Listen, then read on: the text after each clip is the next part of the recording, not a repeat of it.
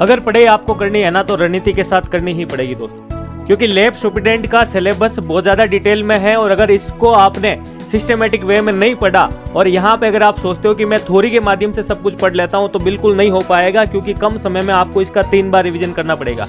क्योंकि शानदार क्वेश्चन यहाँ पे आते हैं, तो शानदार आपकी कट ऑफ भी रही थी पिछली बार की। तो इस वीडियो के अंदर मैं आपको वो सारी चीजें बताने वाला हूँ जिस प्रकार से आपको लैब सुपरिटेंडेंट के लिए इस बार वाली भर्ती में तैयारी करनी होगी। तो एक बार फिर से आप सभी का स्वागत है सुदर्शन पैरामेडिकल के इस ऑनलाइन प्लेटफॉर्म पर। दोस्तों आज के इस विशेष वीडियो में हम बात करने वाले हैं आरआरबी पैरामेडिकल 2024 लैब सुपरिटेंडेंट की जो तैयारी कर रहे हैं मेरे साथी, उनके लिए विशेष वीडियो रहेगा कि उनका सिलेबस और सिलेबस के अनुसार आपको किस प्रकार से तैयारी करनी है। क्योंकि अगर आपने मेरा पहले वाला वीडियो नहीं देखा है तो अभी देख लीजिएगा, उसमें कट ऑफ को एक बार आपको जरूर देख लेना कि लैब सुपरिटेंडेंट की कट ऑफ क्या रही थी, और उसके बेसिस पर ही आपको अब प्रिपरेशन स्टार्ट करनी पड़ेगी दोस्तों। और वो प्रिपरेशन किस प्रकार से भी करनी है वो सारी चीजें हम बात करने वाले हैं। तो फर्स्ट ऑफ ऑल, अगर आपने टेलीग्राम चैनल नहीं ज्वाइन किया है तो इसे आप ज्वाइन करें। सुदर्शन पैरामेडिकल के नाम से दे रखा है, इसका लिंक आपको डिस्क्रिप्शन में मिल जाएगा दोस्तों। देन हम बात करें यहाँ पे कि पैरामेडिकल से संबंधित छोटी बड़ी सारी इंफॉर्मेशन के लिए आप इसे ज्वाइन करें। और अगर आपका कोई भी डाउट हो दोस्तों तो इस नंबर पर कॉल करके आप मेरे से बात कर सकते हैं या फिर मैसेज पे बात कर सकते हैं। तो हम बात करेंगे लैब सुपरिटेंडेंट की पोस्ट के बारे में। सबसे पहले छोटा सा डिस्कस करते हैं योग्यता के बारे में, फिर हम सिलेबस की चर्चा करेंगे दोस्तों। योग्यता की अगर अपन बात करें इस पोस्ट के लिए, तो आरआरबी ने हमें बताया कि बीएससी विथ बायोकेमिस्ट्री, माइक्रोबायोलॉजी या लाइफ साइंस। इसके अलावा कहा है कि बीएससी केमिस्ट्री में हो तो भी चलेगा और आपका बायोलॉजी के साथ है तो भी चलेगा। तो यहां पे आपको एक चीज ध्यान रखना पड़ेगा कि बीएससी अगर आपने कर रखी है तो बीएससी प्लस अगर वो माइक्रोबायोलॉजी में है, ठीक है, या फिर आपकी वो बायोकेमिस्ट्री में है, या फिर आपकी वो लाइफ साइंस में कर रखी है, और या फिर आपके वो केमिस्ट्री में कर रखी है, और इसके साथ ही अगर आपने बीएससी बायोलॉजी के साथ कर रखी है तो आप इसका फॉर्म अप्लाई कर सकते हैं। लेकिन इस बीएससी के साथ में आपको चाहिए क्या? आपको चाहिए दोस्तों और equivalent plus diploma in medical lab technology, यानी यहां पे आपको डीएमएलटी चाहिए। तो एक तो वो दोस्त जिन्होंने बीएससी के साथ डीएमएलटी कर रखी है वो लैब सुपरिटेंडेंट का फॉर्म भर सकता है, ध्यान से सुन लेना। और जिसने सिर्फ और सिर्फ डीएमएलटी यानी डिप्लोमा कर रखा है, बीएससी नहीं कर रखी है, वो लैब असिस्टेंट का फॉर्म भर सकता है। मैंने आपको वीडियो के माध्यम से बताया था। और जिसने बीएससी के साथ में डीएमएलटी कर रखी है वो लैब सुपरिटेंडेंट फॉर्म भर सकता है। इसके अलावा दूसरा मैं बात करूं आपके जिसने बैचलर कर रखा है एमएलटी के अंदर, यानी बीएमएलटी कर रखा है, BSc in medical laboratory technology, उनकी मैं बात कर रहा हूं।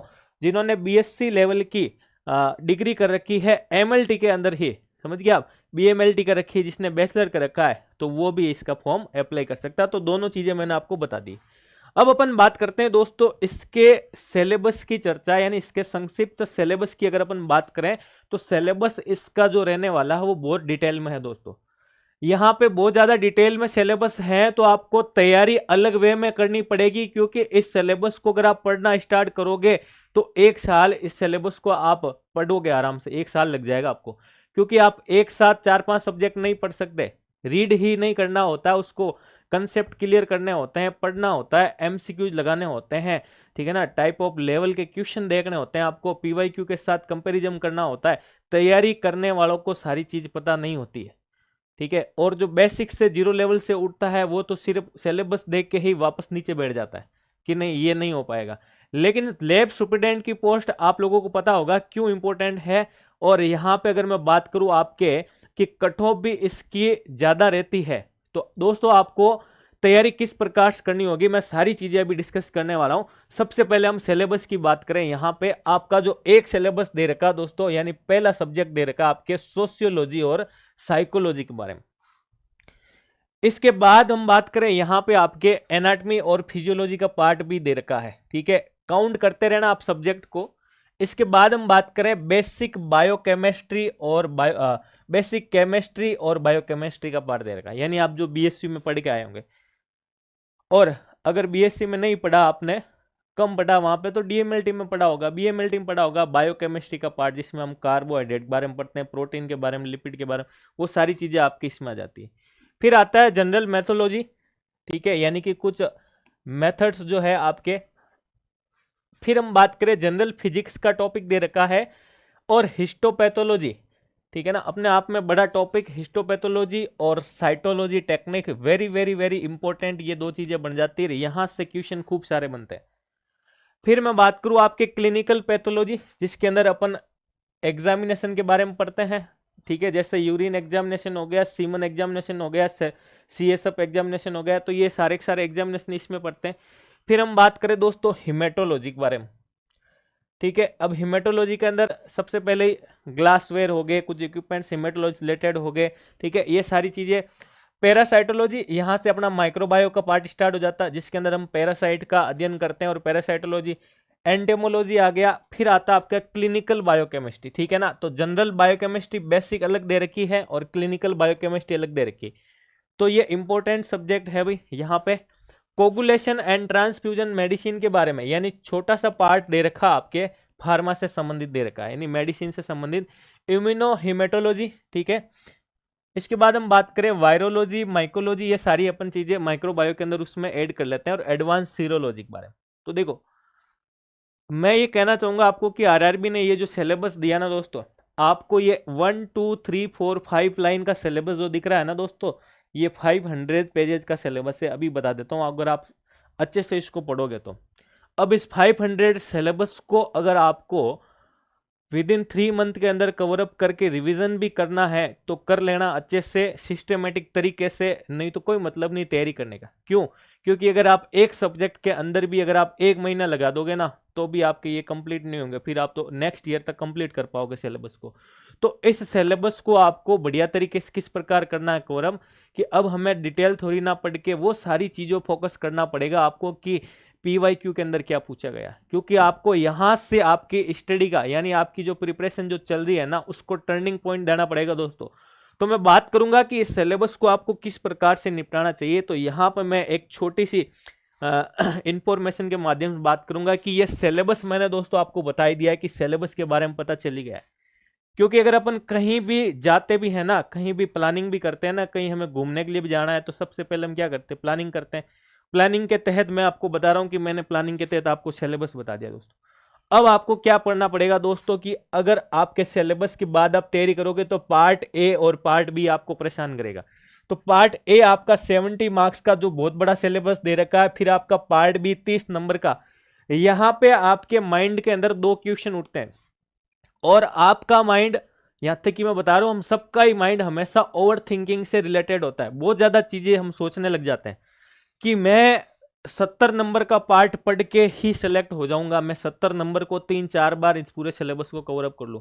तो ये कचरा आपके दिमाग में से निकाल लेना दोस्तों। आपने अगर पार्ट ए के बेसिस पे तैयारी की, पार्ट बी नहीं पढ़ा, तो नहीं होगा सिलेक्शन। तो सबसे पहले तो ये दोनों पार्ट्स आपको तैयार ही करने पड़ेंगे, क्योंकि इसका सिलेबस भी बड़ा है। यहां से अगर आप थोड़ा सा भी रह जाते हैं, छूट जाता, तो ये आपका हेल्पिंग वर्ब की तरह काम करेगा। पार्ट बी मैं अभी से बता रहा हूं आपको, ये पार्ट बी वेरी इंपॉर्टेंट है, आपका हेल्पिंग वर्ब की तरह काम करेगा दोस्तों, इसको याद रख लेना। इसलिए इन दोनों को अलग मत करना।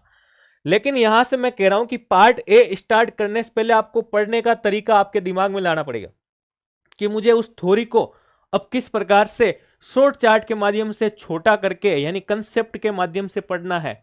तो वो आपको एक मेथड अपनाना पड़ेगा दोस्तों। उसके बाद आप इस सिलेबस को पूरा करोगे ना पार्ट ए का, तो आपके दिमाग में फिर उठेगा कि पार्ट ए मेरा हो गया, तो अब पिछली बार क्वेश्चन कैसे पूछे गए थे, उन क्वेश्चनों के ऊपर आपको एक बार दिमाग लगाना पड़ेगा कि यहां से इस टॉपिक से ऐसे ऐसे अगर आरआरबी ने क्वेश्चन पूछे हैं, तो नेक्स्ट कैसे क्वेश्चन पूछे जा सकते हैं। अगर आप ईमानदारी के साथ मेहनत करके पढ़ाई करोगे ना, तो हर एक क्वेश्चन का जवाब आपका ब्रेन अपने आप देगा कि यहां से अगर ऐसा क्वेश्चन आया ना, तो नेक्स्ट क्वेश्चन वैसा बन ही सकता है। समझ गया? तो उस चीज पे आपको ध्यान देने के लिए क्या करना पड़ेगा, पीवाईक्यू के ऊपर ध्यान देना पड़ेगा। ये पीवाईक्यू अगर आपके पास नहीं है तो मेरा ऐप डाउनलोड कर लेना, मैं भी आपको बता दूंगा, वहां पे आपको ये पीवाईक्यू मिल जाएंगे दोस्तों। पीवाईक्यू देखकर आपको टाइप ऑफ क्वेश्चन के बारे में पता लगाना पड़ेगा कि अब यहां जो मैंने पढ़ा है, यहां से कैसे क्वेश्चन बन सकते हैं। तैयारी आपको स्मार्ट तरीके से करनी ही पड़ेगी, रणनीतिक माध्यम से करनी ही पड़ेगी। सीट्स कम है, कट ऑफ ज्यादा है, सिलेक्शन उसी का होगा जो सीरियस होकर पढ़ाई करेगा। बाकी मजाक मस्ती वाले तो गेम खेलते ही रहते हैं ना सारा दिन, रील्स चलाने का, ठीक है ना। तो वो सारी चीजें। फिर हम बात करते हैं पार्ट बी का। तो पार्ट बी का सिलेबस आपको पता ही है, आपके पूरी जनरल मैथ्स रहती है इसके साथ ही आपके रीजनिंग आ जाती है दोस्तों। रीजनिंग के अलावा आपके इंडिया जीके आ जाता है, समझ गए। इंडिया जीके के अंदर भी वापस आपकी ज्योग्राफी आ जाती है, हिस्ट्री आ जाती है, आर्ट कल्चर आ जाती है, पॉलिटी और इकोनॉमी आ जाती है।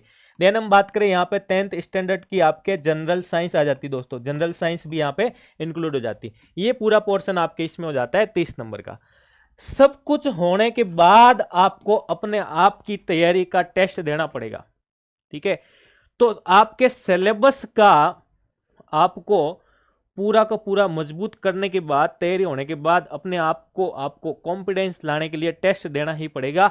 मैं ये मानता हूं आपको कि मिनिमम आपको 10 टेस्ट जो आप दे रहे हो उसी टेस्ट को रिपीट करके आपको वापस देना चाहिए, क्योंकि फर्स्ट बार आप एक टेस्ट दोगे तो आपके मार्क्स कम आएंगे, तो वहां से आपकी जो कमी है वो आप एक पेपर पे नोट करके रखना कि इस टॉपिक में मेरी दिक्कत आ रही है, तो फिर आपको करना पड़ेगा वहां पे रिवीजन। तो रिवीजन करोगे तो सेकंड टाइम वापस आप सेकंड टेस्ट दोगे तो वहां पे थोड़ा सा आपका इंक्रीजेज मिलेगा, यानी रिजल्ट आपका अच्छा मिलेगा, समझ गए।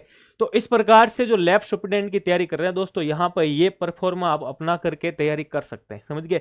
और अगर आप फिर भी नहीं पढ़ सकते बिल्कुल कि सर हमें इस प्रकार से भी पढ़ना है, तो बिल्कुल आप मेरे साथ जुड़कर भी तैयारी कर सकते हैं। सुदर्शन पैरामेडिकल का ऐप दे रखा है, इसका लिंक आपको वीडियो में मिल जाएगा, इसको आप डाउनलोड कीजिएगा, यहाँ पे विजिट करें। जो लैब सुपरडेंट की तैयारी कर रहा है उनको बताना चाहूंगा, आपका सिलेबस बहुत बड़ा है, आपको विशेष रणनीति अपना तैयारी करनी पड़ेगी। तो आपका पूरा पार्ट ए आपको विद कंसेप्ट के साथ मिलेगा यहाँ पे, जिसमें आपको वीडियो लेक्चर सारे के सारे टॉपिक वाइज, इसके साथ आपको ई पीडीएफ नोट्स मिलेंगे दोस्तों। और यहीं पे मैं बात करूँ आपके एमसीक्यूज भी मिलेंगे, और यहाँ पे आपको पीवाईक्यू भी ऐड होने के बाद फिर आपका पार्ट बी, ये पार्ट बी भी यहाँ पे आपको मिलेगा। और ये सारी चीजें मिलने के बाद आपको 10 मॉड्यूल पेपर मिलेंगे दोस्तों। 10 मॉड्यूल पेपर के माध्यम से आप क्या कर सकते हैं, अपनी तैयारी को बेहतरीन बना सकते हैं दोस्तों। तो इस प्रकार से आपको सारा का सारा पढ़ना पड़ेगा। तो अगर आपको मेरा वीडियो पसंद आया तो बिल्कुल आप इसको लाइक करें, दोस्तों के साथ शेयर करें। अगर आप चैनल पे नए हैं तो इसको जरूर सब्सक्राइब करें, ताकि पैरामेडिकल संबंधित हर जानकारी आपको अवेलेबल हो सके। Thank you.